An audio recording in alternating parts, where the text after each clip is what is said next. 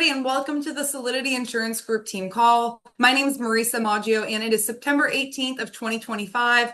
This year has flown by in the best way, and what we're really going to talk about today is setting goals going into quarter 4. Now, why is this important? It's important for a lot of reasons. First and foremost, to keep ourselves structured, and also to remember, guys, a lot of us in the new year, that's the only time we make our goals. It's the only time we look at our goals. It's the only time we're analyzing lessons and wins that we have throughout the time. But if we only do that once a year, it's really hard to keep up with. So what I would really stress in terms of the life insurance industry, and you guys can look this up, it is a statistic. In quarter 4, I can say I have written more business every year in the last decade in quarter 4 than I have in any other quarter. Guys, it's the holidays. People are thinking about their families. This is the most exciting quarter that you can be going into with a hat on of I'm going to hire the world, or a hat on of I'm going to improve my sales process. So really what we're going to be talking about today is quarter 4 goals. And guys, I'm really excited about this topic. I get excited about goals because I think sometimes as human beings, we discredit them. What I mean by that is we'll discredit ourselves. We'll be like, oh, I'd really like to build a business, but I could never do that. Why could you never do that? Challenge yourself in different ways, guys. That's what this business is all about. When we all walked in the door in life insurance, we didn't know what we were going to do per se, but we all got better every single day, and we're still getting better. It's the same thing with your goals. Track them. So we're going to hit I'm going to hit on 5 main points and wrap it up. Guys, this call is hopefully meant to really just help you guys essentially reset, reflect, and game plan to end the year strong, because I know ending the year strong typically pushes us into the new year strong, right? So that all being said, I'm going to go over 5 kind of particular things and talk about them a little bit more intricately. If anyone has questions, unmute yourself. Please feel free to. That's what this call is going to be about. So going into quarter 4, one of the best things that somebody taught me probably about 5 years back was, if you don't look at your goals and you don't look at your lessons and your wins in your goals, it's going to be really hard to keep up with them. And if you actually internalize that and think about it, because it took me a while, actually think about that. You have no way to measure anything, right? So first thing is reflect and reset. What do I mean by that? Reflect. Where do I stand, year to date, right? Where do I stand quarter to date? Where do I stand month to date? Maybe you made goals at the beginning of this year. In comparison to my goals, where am I lining up? Now, here's the part, guys, where if your goals was I want to hit Hall of Fame by June, and you didn't do that, hey, that's okay. But you have to realize goals are readjustable. They're moldable. They're bendable. And you get to do that as long as you're keeping your eyes on them. So where do you stand year to date? Where did you want to be, right? Did you exceed your goal? Maybe you did a lot better than you thought you were going to do. Maybe you kind of counted yourself out and now you're doing really good. And you're like, well, actually, I never wrote any goals down. Today's the day to start. Where did you fall short? What were some of the things you could have done better? This part, this number 1 of 5, is the most important part of anything I'm going to go over today, because it's self-reflection, which is the hardest thing for a human being to do when they know that they're not showing up as their best selves. And guys, I've been that person. Be clear. That's how I know. So where do I stand? Where did I want to be? Did I exceed my goal? Did I fall short of my goal? And what were the lessons that I took so far this year? What were the wins I had so far this year? And what is the main area I know I need to improve on?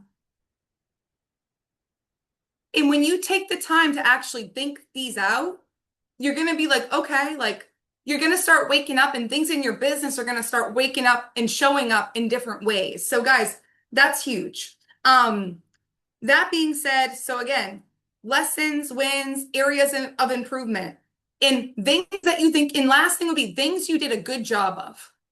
Guys, it's hard sometimes when we're like, well, I didn't hit my goal okay, it's hard to set a goal for 12 months. That's a long span of time, straight up. A lot of things can happen in 12 months, right? That being said, we have 1 of 2 ways to go about it. Beat ourselves up, or realign, readjust, and move forward, right? Which a lot of us have done in this business. So guys, you're all capable of this. But but areas of improvement and being able to celebrate small wins. I used to be the person who I'd be like, well, if we didn't 10x, then we're not celebrating a win. I don't mean celebrate like go out and take a 3-week vacation in Europe. I mean, if that's what you got to do, I guess go do that. I wouldn't recommend it. But what I mean is small wins. You can celebrate, hey, I used to not be able to get through the intro last month. And now I write 10 policies a week, right? Like give yourself a pat on the back and a good job. Like that's a good thing. And when we don't do that and we instead just beat ourselves up and only look at the areas of improvement, we're not thinking about anything that we did good this year.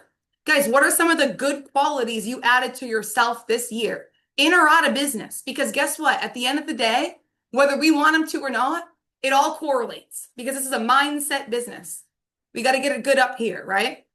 Now, the second thing is going to be set clear income and activity goals.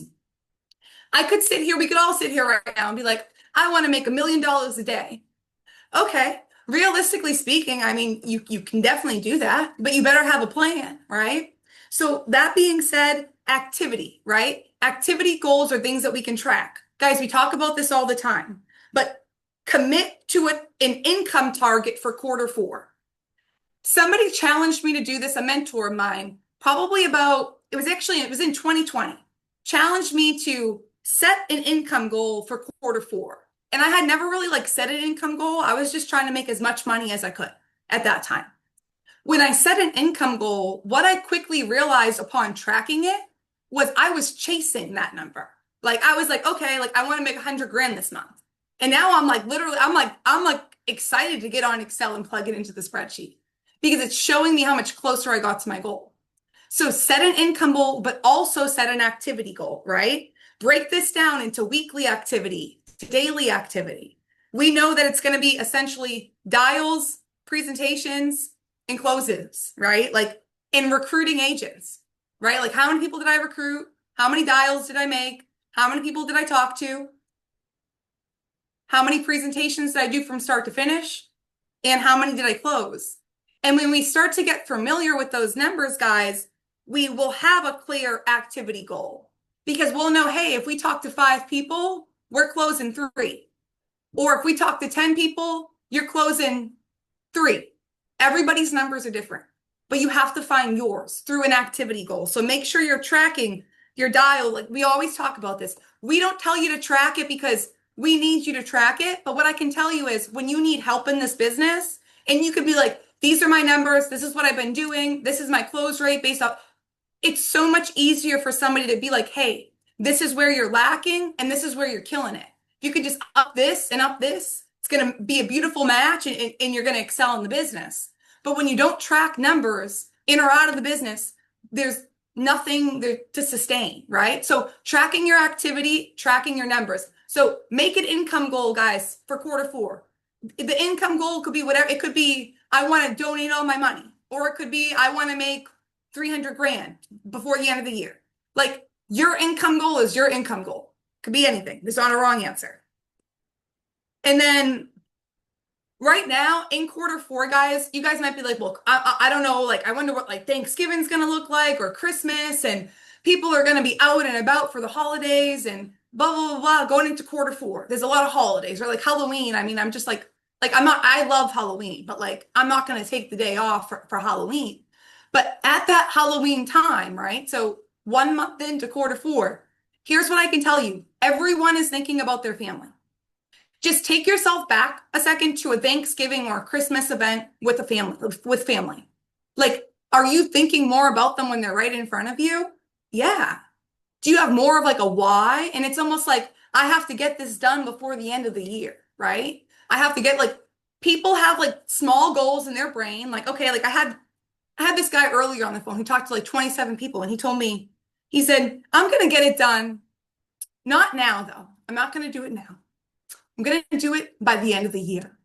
And I wanted to like, be like, I objected or whatever, went back and forth. That all being said, it kind of honestly like set a catalyst to this call because I was like, that just really happened. And it's a prime example. People have certain things they want to get done. But more importantly, guys, around the holidays, people are thinking of their families. And if there was ever an easy time to sell life insurance, it's during the holidays.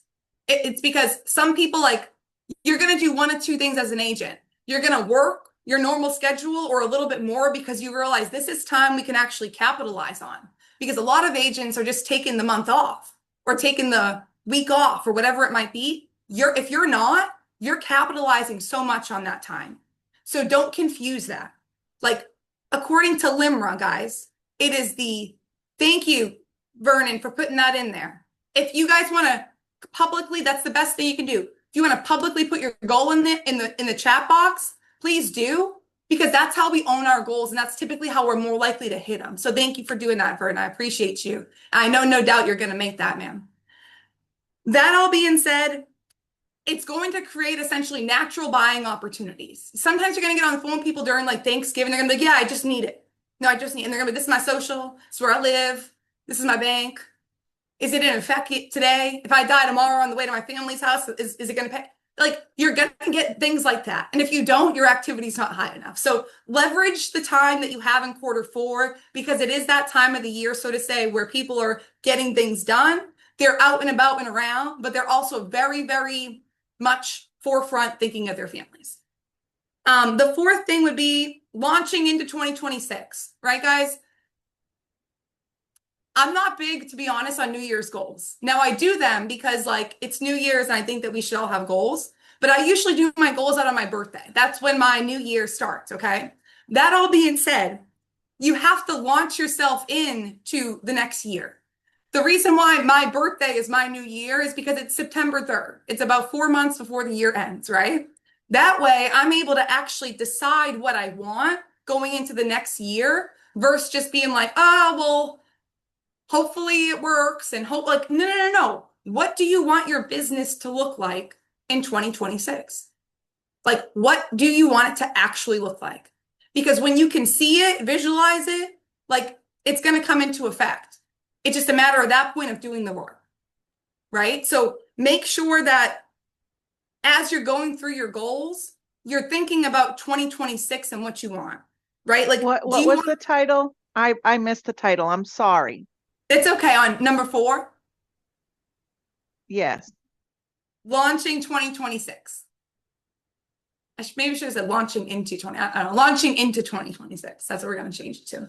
Okay, but that all being said, guys, sales are great, but like, do you want to build a business? Because here's the thing, guys, when I got into this industry, I almost counted myself out on the builder side. I was like, oh, I just want to like go make money personally producing. Now, don't get me wrong, guys. We can make a ton of money here, and a lot of us do, and that's I'm very grateful for that.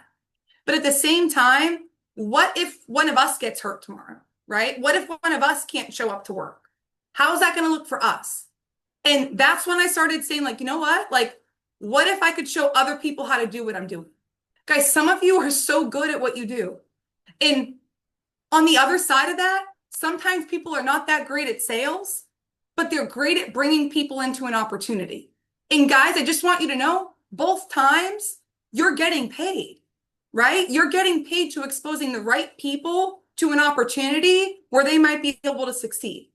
So think about that. Do I want a business or do I just want to be self-employed? And there's nothing wrong with either one of those answers. And then number 5 would be accountability and tracking. Now, the reason I used to hate New Year's goals is because everyone under the sun posts like, oh, this is my New Year's resolution or whatever it might be. Now, I'm not mad at anybody that ever followed through on their New Year's resolution, but like 99% of the world doesn't. And I just think that speaks volumes, right? So accountability and tracking. Now, if you're the kind of person who you'd like to share this with your mentor and be like, hey, hold me accountable to this, like, do it. But if you're the kind of person who's like, I can hold myself accountable and I'm actually going to track my goals and I'm going to look and see where I'm at every week, because it's a quarter, guys, every week. That way you're committing to non-negotiables. You're committing to the goal. At that point, it's like, you can only go like you made the goal, right? So that being said, what else I would say is the biggest, or like the next thing I would very much highlight on this call, outside of that first section, which is the reflect and reset, is Commit to your top weekly non-negotiables. What are your top things that no matter what, you cannot negotiate them or they are going to mess up your goals? What are they? Write them down and make sure you're sticking to those. Non-negotiables are everything. Guys, we all know like this business comes down to just a couple of things. However, if one of those things is out of line, we're typically not our best insurance self, if you will. So commit to looking at those non-negotiables and making sure that you're sticking to what you said you were going to do for you. And this is a big thing in terms of just goals and bigger picture. When we look at the business, sometimes we'll see like, oh, so-and-so got started and they wrote 100K in their first month. Or this person, first of all, stop comparing yourself to other people. You're not them. And that's thanks to God, right? If you, I'm not pushing God on you, but right, that's you're you. And that's a good thing. In this business, it's about consistency. And what I mean by consistency, I don't like, of course, consistency in dials, all that fun jazz. But I also mean it's consistency in years. When we walk into this business opportunity, guys, some of us are like, oh, we're going to walk in and make $10 million the first year. If you do, kudos to you. But that's usually not what it looks like. It's usually a path, right? It's a path that you're following. And it might feel like, oh my gosh, is this going to give? Is this going to give? Whether it's on the producing or the building side. But success is about consistency. It's consistently flipping a button. It's consistently doing what you said you were going to do. And now that's what's going to really bring everything back to success, because success is long term, especially in this business. You might be able to personally produce and kill it, and I want you to. But then you might start building a team and be like, oh, wow, this is delayed gratification. Like, I'm able to help these agents get up and started, and they're able to get licensed and going. However, like, no one's really moved, and it's been 60 days. It's delayed gratification. It's going to take about 90 to get people up and go. But when you're able to just show up consistently and trust the process, just like we do in the sales side, on the recruiting side, you'll see things blow up. But in this business, guys, it's a long-term goal. And it's always changing. And it's always getting bigger. And the reason why I love that specifically about Family First Life is because Family First Life allows us to see literally the best of the best. Like, guys, the amount of volume Family First Life does, no other IMO does it. And that's an amazing thing. The reason I say that is because Sean didn't just stop showing up the 5th year into Family First Life. He's still showing up. And that says a lot to me, right? Like, if Sean's still got to show up, like, we all better show up every day. That's how I feel about it. My point is it's a long-term journey. It's a marathon. It's not a sprint. And the second you start trying to make it a sprint, you're going to start stressing yourself out and your mindset's going to start going berserk. Don't let that be you. Just don't. There's no reason for it. So success is about consistency, not the flip of a button. Like, it's not just like, oh, wow, like, we woke up rich, right? I mean, if you do, call me. No, I'm only kidding. And then in closing, that's really what I got. But guys, I really just want you guys to know we've never had more consistency as a group, moving forward together, leaning on one another, helping each other out. And I think it's an amazing culture that we're developing and that's been developed. So no one's going to be left behind. Share your goals. I want to hear them. If you guys want to send them out, you want to send them to me, you want to talk to me about them, I'm happy to go through them or over them. And if you want to share your income goal or any goal at all that you have for Q4 in this channel or in the Slack channel, more importantly, in the general channel, that would be awesome. It's a great way just to like all be in this together. Because guys, at the end of the day, like, we are all one big team. You're going to hear that a lot, but it's the truth. And if you've been around us face to face, like, you see, like, we're all one big team. We're just trying to do the best we can every day what we got. But that all being said, guys, challenge yourselves. I'm like, I can't even talk today. Challenge yourselves. Share your quarter goals for accountability with friends, family, or with a mentor. Share them with somebody, guys. I don't care if you share them with, like, I don't know if ChatGPT, you can like share it with them or something, but like, share it, guys. Put it on, make your social media post. I'm gonna make 100 grand in quarter four. Like, I love just do Chat something. GPT. It's almost my third best friend. It's almost see, like have a lot, see, like, but like it's like straight up, like rather tell Chat GPT than tell nobody. Like, I'm just saying. So guys, share your goals for accountability purposes, and also because guess what? When you and somebody else have a goal or a similar goal, which by the way, guys, if you're on this call, like we have a shared goal, which is getting better together in the insurance industry, period, right? So it's like let's all get better together. No one's left behind, no one's left out. We're all one big team.